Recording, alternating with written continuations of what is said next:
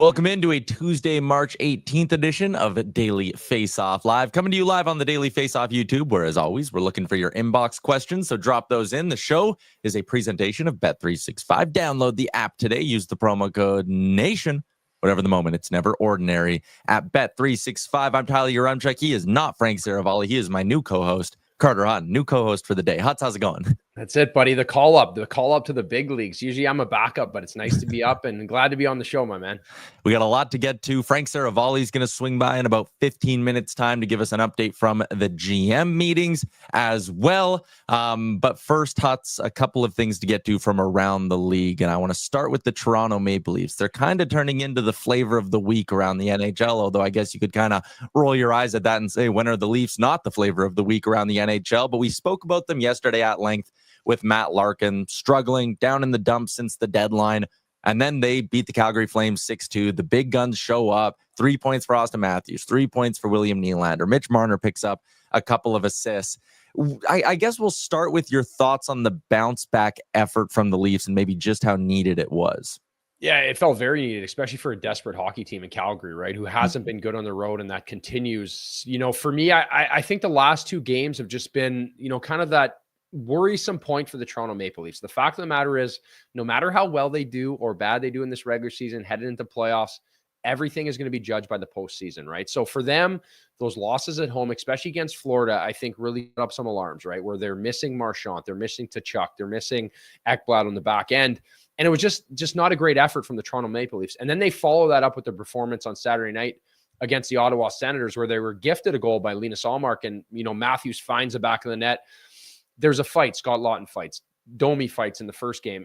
And I just felt like there was no energy. And I think it starts to get worrisome because, the past and where they're at. And I don't think it's time to panic for the Toronto Maple Leafs, but I think it is time to take a real look at this team and, what are they going to bring to the table? Do they have enough grit, enough jam to win during the Atlantic? And I think last night was a step in the right directions. I think the reemergence of Max Domi and what he's done the last few games is important. But when I look at those lines and I see Scott Laughton now on the fourth line, a guy you gave up, a big prospect and, a first round pick for, it is worrisome. Is that why he was brought in, to be deep in the lineup like that? So you're going to have to get some help from that second line, obviously with Tavares and Nylander being there. But in that same extent, the depth of this lineup is going to be worrisome, I think, as we go, Ty. So then let me ask you this, because 15 games to go in the regular season. We always hear talk this time of year, but you got to peak at the right time, right? That's the cliche you're always hearing coming out of these locker rooms. For the Leafs, is there anything they can do in the next 15 games that can change your perspective of them? Or are you just kind of like talk to me in a month, talk to me on April 18th when the playoffs start? I guess maybe a little bit, just because I'm scarred from the past, right? I guess when I look at this team and I think about them having a deep playoff run, I just don't know if their superstars have enough grit to them, right? And when I say superstars, we talk about the core four. We've heard it so much. I don't really put Tavares and Nylander in that category. I think they have played their way out of it. They've been big game performers. I think Johnny T is just so stoic. He doesn't really, put games on his shoulders by any means in his demeanor. But when I look at what they're going to see when you talk about Florida with Marchand, with the Tkachuks, just that extra jam in the game. And when they're losing a game, you never see them go out and try to make an impact on a game to send a message for the next game, where I really think it's going to be the depth in this lineup that's going to have to pull them through, right? When I look at Bobby McMahon, what he can bring to the table, Max Domi, that Lorentz, Yarncroc, those kind of players are going to be important. And their goaltending has been very good this season. I think there's been a little bit of a lull as of late, and I think that's going to be a big topic here as we move forward. Those games that, were 3 goals against here in recent, where early in the season they were giving up 1 or 2 and finding a way to win. So that's going to have to be a big difference maker, I think, when I look at this Leafs team. If they win the game in hand they have on the Florida Panthers, they will move into a tie with them, although Florida does hold the tiebreaker in that race. But again, a lot of talk, do they line up better with the Bolts or the Panthers? Should they win or if they can win the division, how do they match up against the Senators? There's kind of a part of me, as much as this might not make sense, I think a really tough test for the Leafs in round 1 might be a bit of a blessing in disguise. I think if they're the 1 seed taking on Ottawa, sure, the percentages, the math will say, they have a much better chance of advancing and moving on. But I think we've seen this team be in that spot before. Canadian division against Montreal, where everyone was singing their praises and saying, it's a bye to round 2. And look what Montreal did to them. I think this Leafs team could benefit from like a little bit of a, I mean, no pun intended, a jolt of like playing the Tampa Bay Lightning and being like, hey, we have to have our shit in line from night one. Yeah, and I think that's important too. The other thing I take away from this little struggle as of late is I think it's good to go through this right now. It's good to go through it as a team. And we've seen it so many times. We look back to that year, the Boston Bruins just ran the regular season table, and then they felt a little adversary against the Florida Panthers, and it didn't go very well, right? So I think dealing with that and kind of finding that, where you need to be to play playoff hockey is going to be important. And they can exercise some demons in the first round to go out there confident and play that way. I also believe that Craig Berube is, trying to build something here.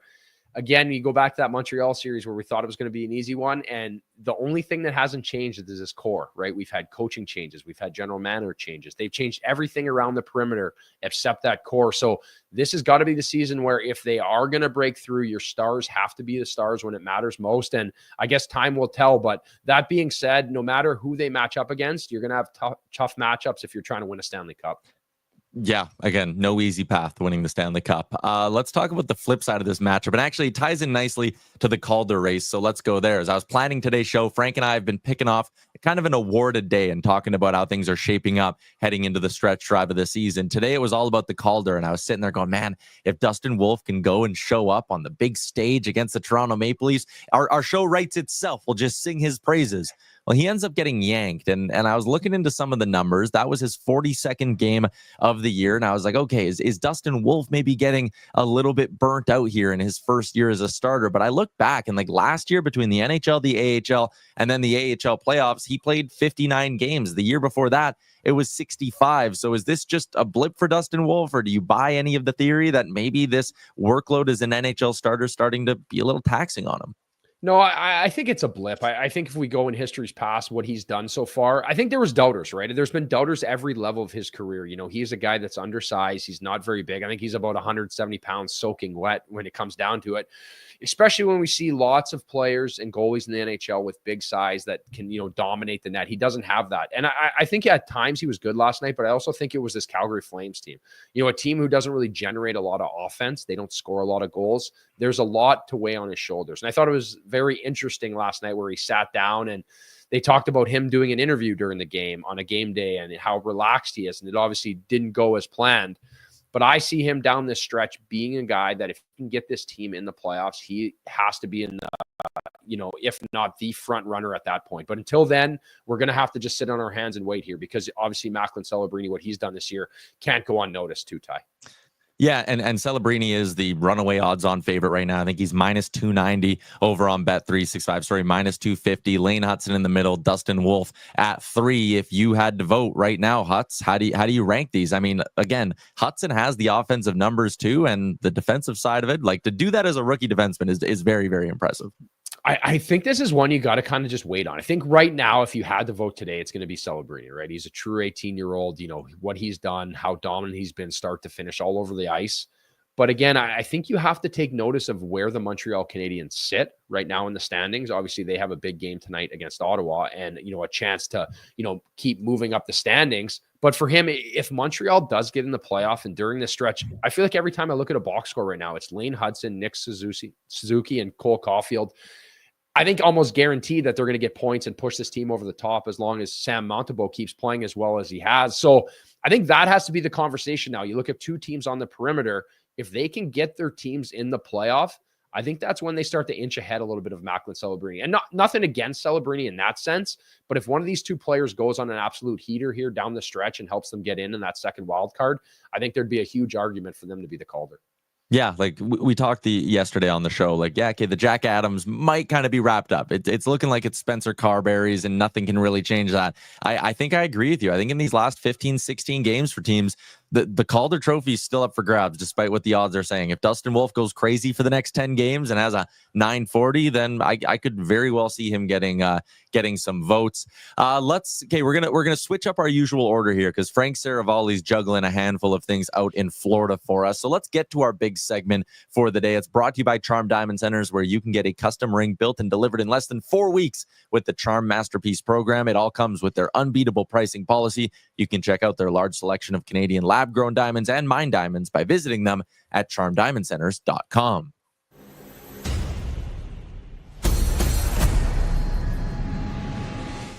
Icebreakers with our guy Frank Seravalli. Look at that. He's got the colorful shirt on. He's got the palm trees in the background. Carter and I are in two cities where it's snowing. Just tremendous stuff all around, Frank. But GM meetings for you. Take us through. We'll start with day one. What happened on day one? Yeah, so there was a lot of talk on day one, guys, about the coach's challenge. And not surprisingly, I think that's come a little bit under fire this season, particularly with goalie interference and some perceived consistencies or inconsistencies, as well as offside and video review in general. So what the league did was they had general managers in 4 or 5 different breakout groups. And then after they were done sort of taking their temperature on different plays, they brought us media schlubs into the room to walk us through the video that they were looking at, to help us give some clarity to what we're seeing. And Hutz, you'll be interested to know that one of the big discussion points was, and what they were kind of posing to general managers in a sense is, particularly with goalie interference, are we giving goalies too much respect, in the sense that, are we overprotecting goalies? And that's going to be one thing moving forward that I think is going to be an interesting thing to watch. But I think overall, to better understand their process and to work through it, the checklist as they would in the NHL's hockey operations situation room, I think that was really helpful to provide some insight to it. Yeah, and I think, Frank, too, just being transparent with you guys, right? Because you're going to get the message out to everyone. I think a lot of fans get confused by it. And, you know, the one for me the other night with Gallagher and Bobrovsky where he drops his stick intentionally, is there any, like, you know, I guess maybe where I would go is, like, as we start to challenge the goalies a bit too, because there is the gamesmanship of what goes on. Like, goalies aren't stupid either here. They're going to challenge it. They're going to push the envelope as it moves forward here. Yeah, and I think I agree totally. And I would say that they're certainly cautious of that. That exact play was discussed in the room yesterday. And I think they want to be careful to not go a bridge too far and to allow goalies to get comfortable to say, okay, well, if this is where the line is drawn, how can I game that in a competitive way? And so, you know, one of the things that they talked about also was in the blue paint or not. If you're in the blue paint, and even if it's minimal contact, it's likely going to be called no goal. But once you are outside of it, it's fair game. And not to say it's open season on goalies, but I think they want to be really clear what that line is and isn't so much as they can, even though it's still a pretty subjective thing. Yeah, of course, right? I think we just want some consistency, right? And again, we don't want the game to go slow, right? We want to speed it through and obviously get to a point where the fans aren't there all night because we're arguing about calls. But was there anything that went on in these meetings you think deserves more attention from your standpoint? You're a little disappointed that they didn't really hit on? Well, there's still 2 days to go, and so they're wrapping up day 2. And I would say one of the really impassioned pleas today was for more cut-resistant clothing. Devils GM Tom Fitzgerald actually addressed the group and showed photos of his own son, Casey Fitzgerald, who's playing in the AHL. He had a gruesome neck cut earlier this season that really was dangerously close to getting to that carotid artery or the jugular. And I think, you know, he was choking back some tears and telling the story of just being a hockey dad, not an NHL GM, sitting there with his wife at a restaurant, watching the game on his phone and saying basically the plea to some of these kids and players in the NHL should be, as uncomfortable as it is, think about how uncomfortable it would be to have your parents watching something like that. And I think that really hit home. It's not something that the NHL has been shy about saying, that they want to see players wearing more of this equipment, but the NHLPA has pushed back and said, look, this is player choice. I think the stakes are clear with what we saw overseas. And I think beyond that, look, there's so many close calls. They played 30 different video clips today of close calls to the neck, and they're becoming closer and closer. It's not as much wrists and Achilles anymore that they're worried about. It's a significant neck cut, and I'd like to see some significant change there, but it's going to take the NHLPA to weigh in as well.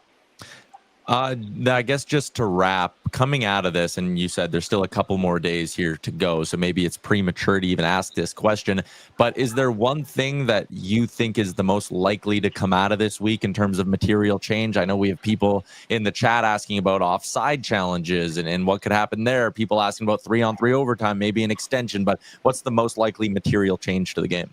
I don't think we're going to have one, to be honest. Okay. I don't know that anything is going to gain enough support. And I think one of the big things that they want to take the GM's temperature about tomorrow is, do we what are some other things you'd like to have on the CBA negotiation list as they continue to talk to the NHLPA and get these negotiations going? Because so many of those things that you just mentioned, not necessarily offside, but when it comes to something like changing 3-on-3 overtime or extending it, which I'd be all for, even to move it to 8 minutes or 10 minutes or whatever it is, you'd have to get the players to buy in on that. And so it's a material change to their working conditions. So that'd be one of the big things to really kind of focus on.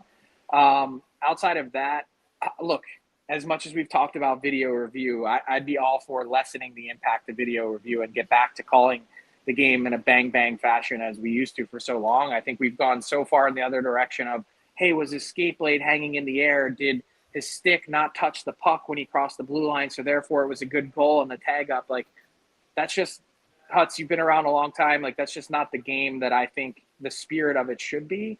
And I think these are some important discussions to try and maybe curtail some of that.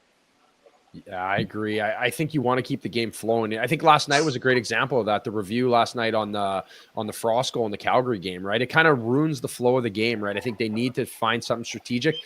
And again, I heard you this morning on Morning Cup of Hockey, just the fact of the matter, keeping it in a smaller knit group so you find more consistency. And I think that's what everybody wants, Frank, is just that consistency to find, from game to game, where sometimes even as an ex-goalie, and while I was playing, I'd be on the bench being like, although that's going to count, and I'd be totally wrong. And that's coming from experience too, Frank. So I find that difficult, I think, as a fan and an ex-player. I watch hundreds of games a year, and even when I think I know the way it's going to go, guys in the building, same thing. We're left bewildered sometimes as to how it all went. Frank, appreciate your time. Enjoy Florida, and we'll look forward to chatting with you later on in the week. See you guys.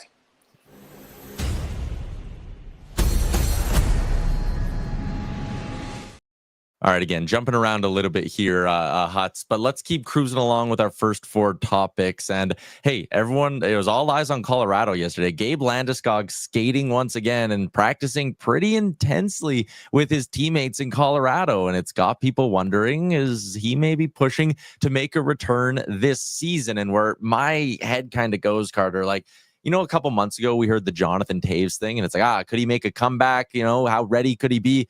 And everyone's kind of like, whoa, what could you expect Jonathan Toews to do after 2 years out of the league?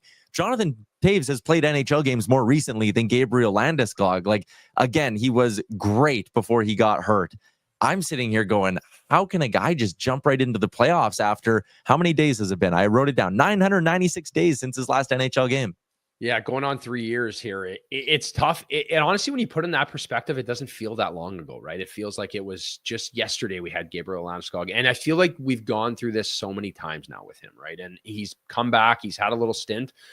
What I need to see before I can really move forward on this and have any confidence is the fact he needs to do it for a sustained amount of time, right? It's got to be a few weeks because anyone can go out there and play. It's hard enough to play in the NHL as is with a healthy body and the wear and tear of a game. And another thing that you always hear injured players talk about, a little bit different as a goalie, where it was more reps and timing getting back into it. Now you start getting physical play involved. Someone's hitting you and you're engaging in that, where I don't think he's got to that level yet. And again, I think you're going to need 2-3 weeks, a month of some solid skating consistently where you can see him all the time. And maybe you start to, grasp at that. Until then, I still think I'm a little bit aware of the fact that he's a leader and they want him around the team too. This is a guy that I think you have a team that is, set to make a deep playoff run. Having Landeskog around your team on the road, being part of it is important. I think just as he is on the ice is off the ice. So until he can really sustain practicing and battle drills, I'm a little bit worried about him.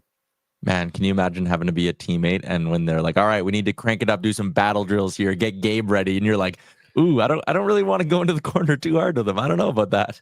Yeah, you don't want to be the guy that actually tweaks his leg again, when he's making his comeback, his knee. But, that being said, this is the business we're in. And as a player, at times you have to do difficult things. And I think right now what's best for him is, hopefully some sustainability because, man, it would be fun to see him come back. Yeah, and just looking at the Avalanche's cap picture, like they can't activate him till the playoffs. They don't have the cap space unless someone else gets hurt and more LTIR money opens up. So a whole nother wrinkle of this is like it'd be one thing if this was November and it was like, hey, he's thinking he could play by February. And, you know, as much as the regular season is a grind, you have pockets where it's 3 days without a game, 2 days without a game. You know, maybe you get a week off here. Maybe you sit him for a game. To come back for the Stanley Cup playoffs and get dropped in to what will be a very intense Avalanche Star Series and have to play every second night where the other team's not going to sit there and be like, hey, take it easy on Gabe or whatever. Like, no, they're going to run him every chance they get. Like, to get dropped into that scenario, I know Gabe is saying all the right stuff, but I think it's a bridge too far to think he can just get dropped into an NHL top 6 after not playing for 3 years. Yeah, it's hard enough to play an NHL game as is. And, you know, I think it is, you know, high expectations to have him come back. And we look at these standings, geez, like this is where you wish we didn't have brackets, right? Because you get a Dallas and Colorado going to get bumped out in the first round, whether that matchup is. But that being said, no one is going to take it easy on him. And I am so with you. And not that guys target guys, but we're not stupid here. They're trying to win. They're going to do whatever it takes. So again, it'd be nice to see him in the regular season, but I think this is going to be a long shot. But I'm sure the Dallas Stars would not like to see him come out of the tunnel, though, to add to that little flair and the depth that Colorado already has, Ty. Yeah, it'd be quite something. From the Colorado Avalanche, a bona fide Stanley Cup contender, we shift our attention to the San Jose Sharks. As teams are eliminated over the next few weeks here, we're going to sit down, talk about their season, and then look ahead and see what they need to do this summer. In San Jose, the first team officially eliminated. And what's interesting about this, again, like they're 4 points back of the Blackhawks for second last in the NHL. But yet the vibes around this San Jose team are actually pretty good. We joked a couple weeks ago, Toffoli and Celebrini and Smith are having a sleepover on the road, and they seem to be laughing and loose. And it's totally different than the vibes you're getting out of somewhere like a Chicago. I actually applaud the vets on this Sharks team. And again, Mike Grier deserves credit for this too, for bringing in the likes of Tyler Toffoli and even some of the guys who were there from the past regime and like a Marc-Edouard Vlasic. Like, I think the vets have done an awesome job here because it's not easy to kind of keep the spirits up when you're on game 70 and you've been in last place since day one. Yeah, and I think that's something that's really important to bring up is just the vibe around this team is so good, right? Where you look at Chicago, it seems like it's gone sour, and you look at different teams. Obviously, Buffalo struggles have been year in, year out. And when I look at this team, what I think is very important, I think they've done is adding a few key veteran guys around these players, right? Where you teach guys how to be real pros. And again, I think there's that value. I think Anaheim Ducks have done a great job of that is as they're rebuilding, they didn't just rip it down to the studs because we've seen that go south, right? So I look at San Jose and I think they should be active this year in free agency, adding some more pieces. And yes, I don't think you have that extent of, you know, maybe you get a guy on a 2-year deal where you're not really married to him, but he's a good player. He's a veteran guy. He has that rapport in the league around these young guys. So then they start to learn how to be a pro every single day because I don't think they're ready to take the step forward yet. Like I wouldn't put them in the playoff picture by any means, but you need that gradual growth, right? And I think we've seen that with the Montreal Canadiens now, a team now that's playing a bunch of meaningful games at the right time of the year. Do I think Montreal is a playoff team? No, but I think they have a potential to get in there and maybe gain some experience for their younger players, which is, you know, looking back on my career, I played in so many important games where as my career went on, I would reflect upon those games in bigger moments and you start to add to your toolbox of, you know, where you're at mentally. And I think that's where you want this San Jose Sharks to be. You want them a step forward next year, growing your prospects, slowly building your team, but always headed in the right trajectory, Ty. Yeah, I think if there's one thing I could say about what Mike Grier needs to do this summer, and again, no one's changed my opinion of them more in the last calendar year than Grier. Like you look at the way he did the Jake Wallman thing. He gets a second-round pick to take on Jake Wallman from Detroit, and then he goes and flips him and gets another first-round pick. It's almost like it's exactly like what Montreal did with a guy like Sean Monahan, where it's like, hey, look at a reclamation project, bring him in, boom, flipped out. But now I think it's time to just get serious about adding. They have $43 million in projected cap space next season. They have their goalie of the future in Yaroslav Askarov. They have a bunch of really quality young defensemen coming through that system. The forward group, we know how set it is.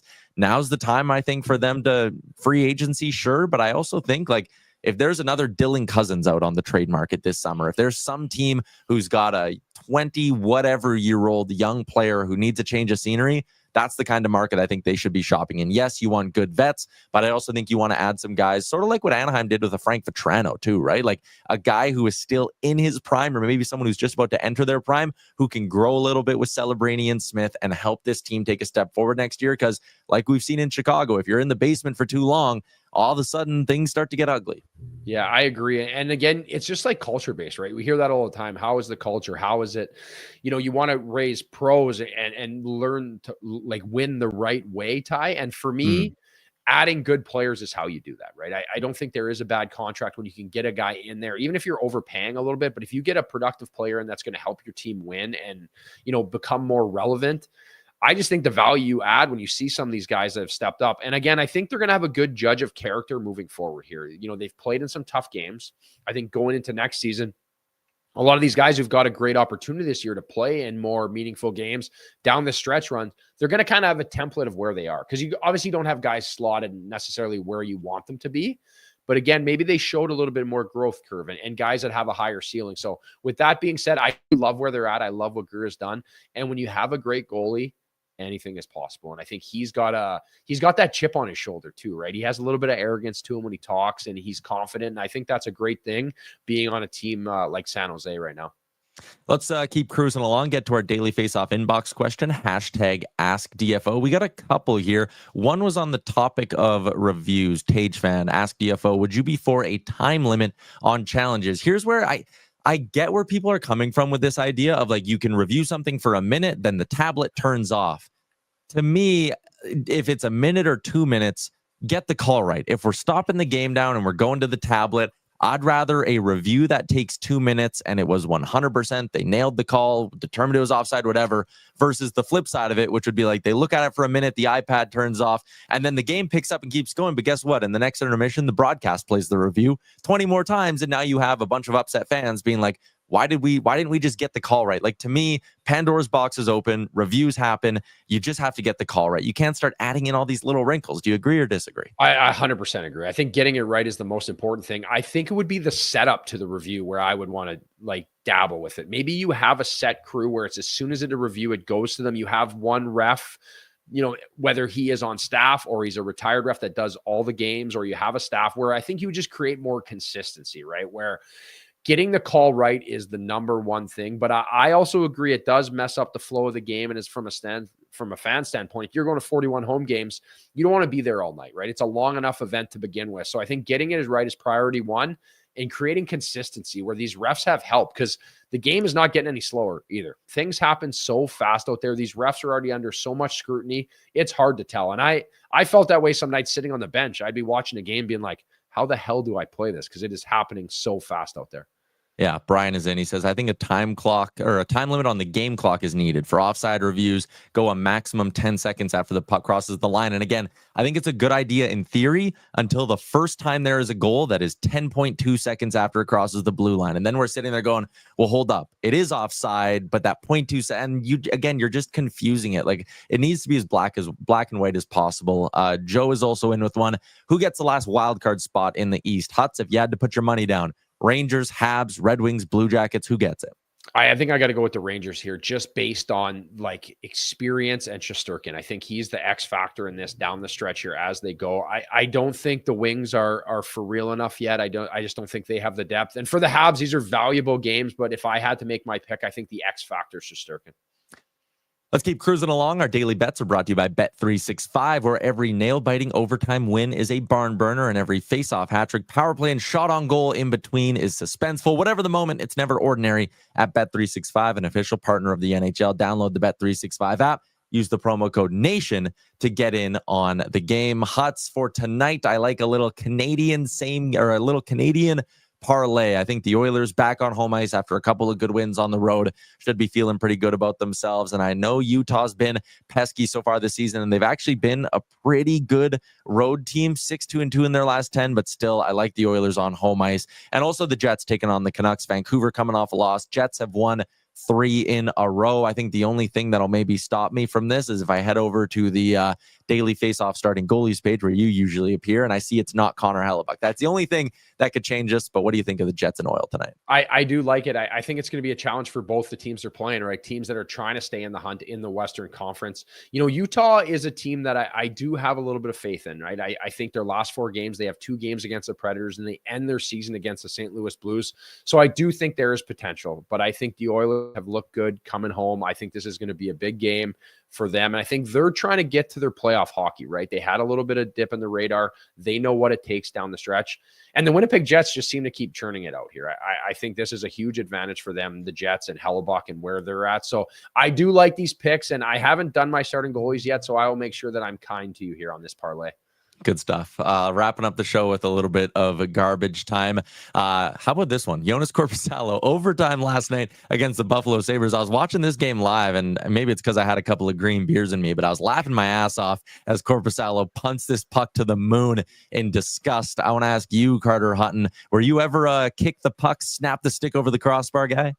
I tried not to be. I remember one time as a young kid, I broke my stick, and I think that I've never seen my dad so mad at me. So that was something that was kind of instilled in me at a young age. But I do like this, and I think there's a bit of a sell job, right? He's mad about getting hit, and everyone's trying to sell it as a goalie. But I do have a few times where I went down the tunnel behind closed doors, and it was a smash stick, and I usually try to make it down there. I know there is a GIF of me that a lot of my buddies send. It's me getting pulled in a game against we're playing Arizona. I was on St. Louis. I gave up 3 in the first period, and as I go down the tunnel, you can just see me smashing my stick as I walk down, batting it off the walls, because I would run pretty hot at certain times.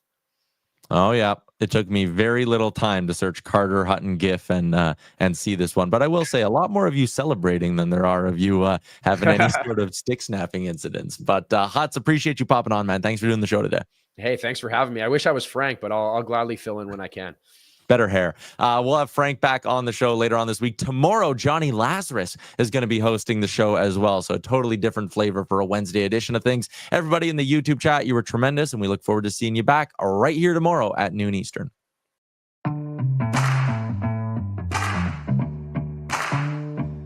What's up, hockey fans? If you enjoyed that video, then you're going to want to hit the subscribe button to not miss any of our content. From daily live shows with Frank Seravalli to analysis from former NHLers to exclusive interviews with some of the biggest names in the hockey world on Frankly Speaking. You're going to want to hit that subscribe button and stay up to date with everything going on in the hockey world.